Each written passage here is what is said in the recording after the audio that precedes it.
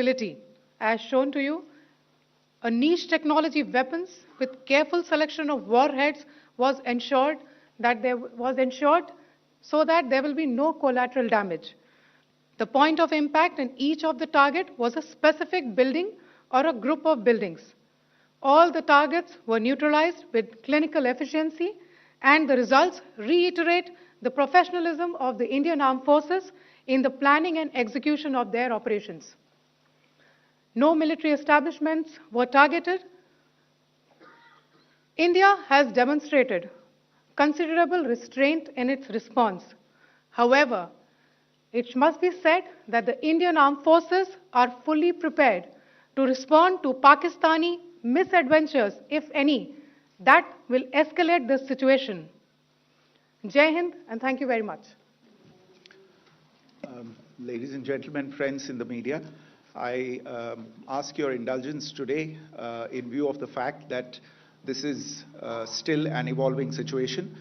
We will therefore not be able to take questions and answers today, but we will come back for more updates and more briefings shortly. Thank you all very much for joining us this morning. Thank you.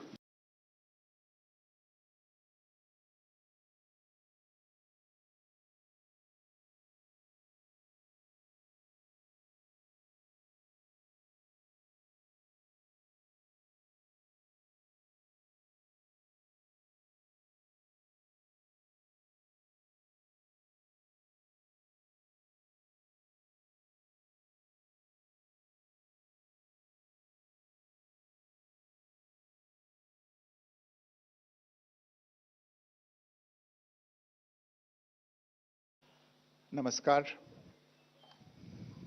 इस briefing में शामिल होने के लिए आप सभी का धन्यवाद।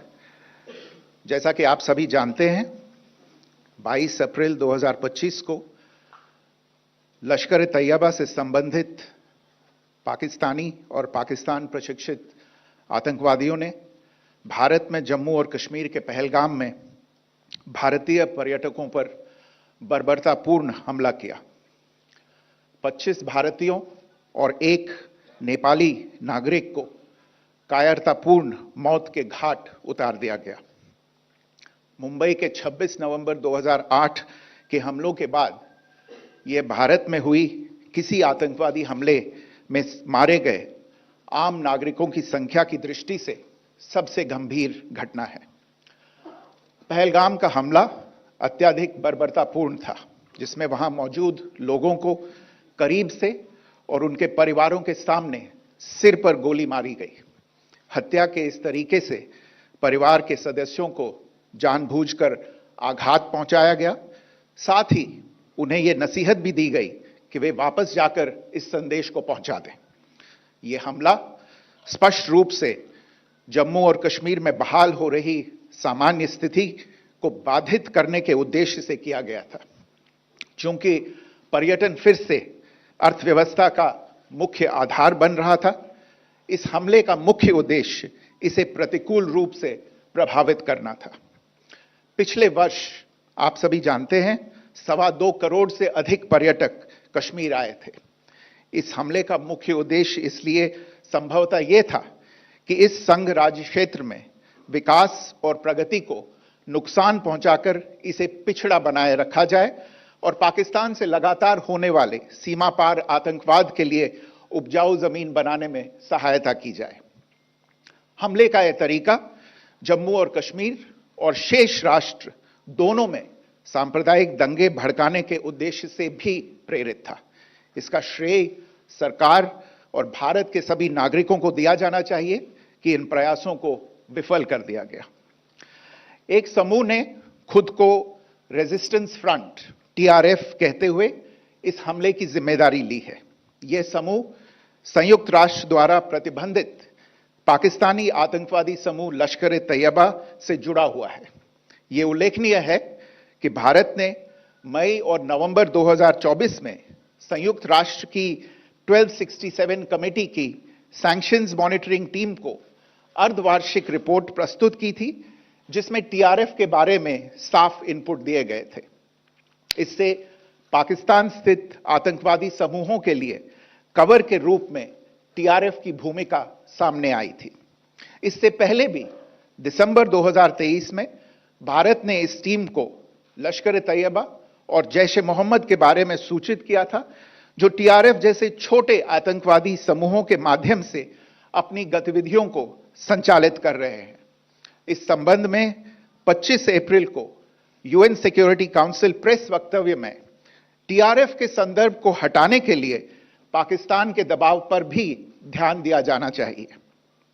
पहलगाम आतंकवादी हमले की जांच से पाकिस्तान के साथ आतंकवादियों के संपर्क उजागर हुए हैं।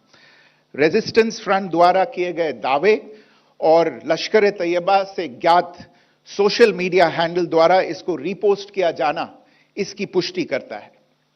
चश्मदीद गवाहों और विभिन्न जांच एजेंसियों को उपलब्ध अन्य सूचनाओं के आधार पर हमलावरों की पहचान भी हुई है। हमारी इंटेलिजेंस ने इस टीम के योजनाकारों और उनके समर्थकों की जानकारी जुटाई है। इस हमले की रूपरेखा भारत में सीमा पार आतंकवाद को अंजाम देने के पाकिस्तान के लंबे ट्रैक रिकॉर्ड से भी जुड़ी हुई है, जिसके लिखित और स्पष्ट दस्तावेज उपलब्ध हैं। पाकिस्तान दुनिया भर में आतंकवादियों के लिए एक शरण स्थल के रूप में पहचान बना चुका है।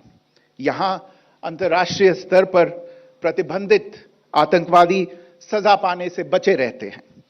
इसके अलावा पाकिस्तान ने इस मुद्दे पर विश्व और फाइनेंशियल एक्शन टास्क फोर्स जैसे अंतर्राष्ट्रीय मंचों को जानबूझकर गुमराह करने के लिए भी जाना जाता है।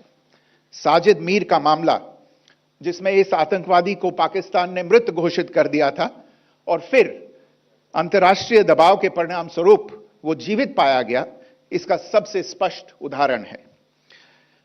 यह स्वाभाविक है कि पहलगाम में हुए इस हमले से जम्मू और कश्मीर के साथ साथ भारत के अन्य भागों में भी आक्रोश देखा गया। हमलों के बाद भारत सरकार ने स्वाभाविक रूप से पाकिस्तान के साथ संबंधों को लेकर कुछ कदम उठाए। आप सभी उन निर्णयों से अवगत हैं जिसकी घोषणा 23 अप्रैल को की गई थी।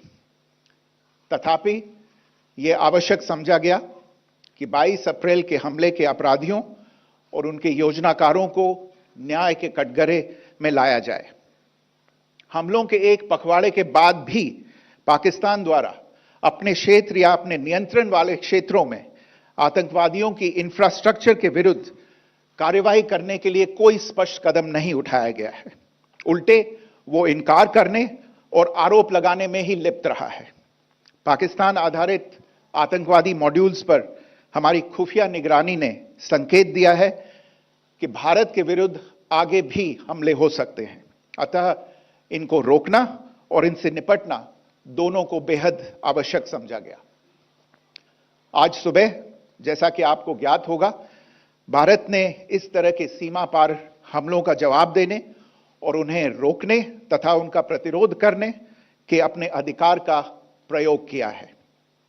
यह कार्यवाही नपीतुली, नॉन एस्केलेटरी, आनुपातिक और जिम्मेदारीपूर्ण है। यह आतंकवाद की इंफ्रास्ट्रक्चर को समाप्त करने और भारत में भेजे जाने वाले संभावित आतंकवादियों को अक्षम बनाने पर केंद्रित है। आपको यह भी स्मरण होगा कि 25 अप्रैल 2025 को संयुक्त राष्ट्र सुरक्षा परिषद ने पहलगाम आतंकवादी हमले पर एक प्रेस वक्तव्य जारी किया था, जिसमें आतंकवाद के इस निंदनीय कार्य के अपराधियों, आयोजकों, फाइनेंसरों और प्रायोजकों को जवाबदेह ठहराने और उन्हें न्याय के दायरे में लाने की आवश्यकता पर जोर दिया गया था। भारत की आज की इस कार्रवाई को इसी संदर्भ में देखा जाना चाहिए। Good morning. Thank you all for joining this briefing. As you are all aware, on April 22, 2025, Pakistani and Pakistan-trained terrorists belonging to the Lashkar-e-Taiba carried out a savage attack on Indian tourists at Pahalgam in Jammu and Kashmir in India. They murdered 26 people, including one national of Nepal, causing the largest number of civilian casualties in a terrorist attack in India since the 26 November 2008 attacks in Mumbai. The attack in Pahalgam